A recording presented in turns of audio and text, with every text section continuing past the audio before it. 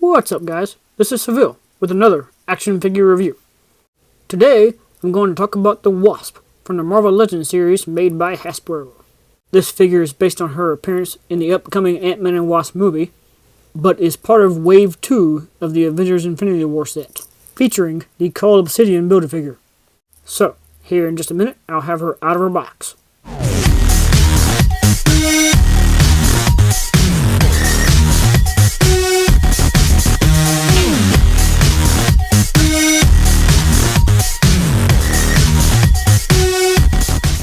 Just real quick before we get back to it, if you like this video, please give it a thumbs up and comment below.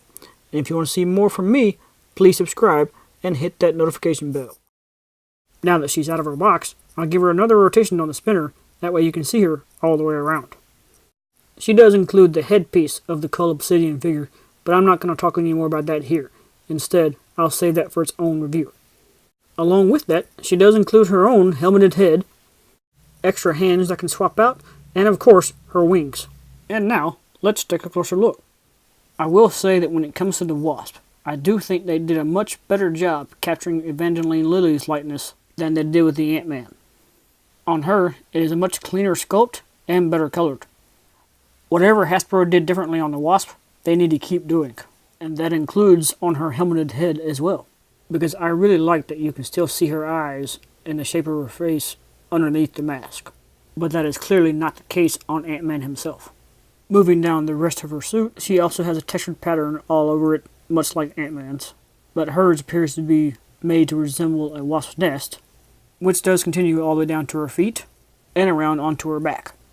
Speaking of her back, she does have this little pack that her wings hide in, but here on the figure, it comes off and you can replace it with the winged version. The wings are all on a hinge so that they can be moved up and down and be positioned however you deem appropriate. And her final accessories are the pair of swappable hands that are flattened out to be more like a flight position. And now, let's move to the articulation. Unfortunately, she is somewhat lacking in this department. Her head moves up and down really well, which will be great in her flight positions, as well as side to side. Her shoulders do move all the way around, as well as outward. She only has the single jointed elbow, and her wrist can rotate, mostly because that's where they swap out. Her torso can spin all the way around, but she has no other movement further down into her waist.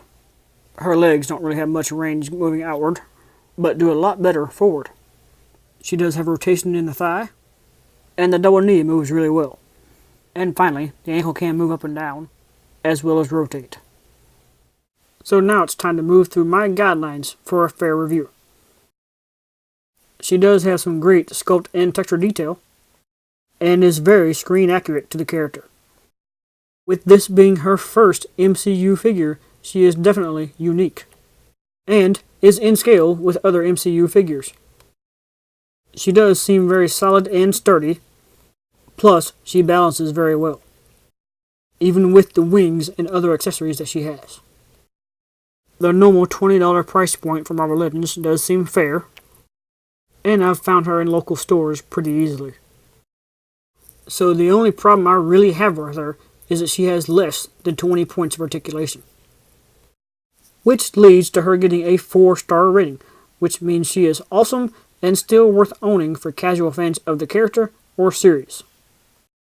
So even though I did give her a lesser rating than the Ant-Man figure, it is indeed good to have an MCU version of her.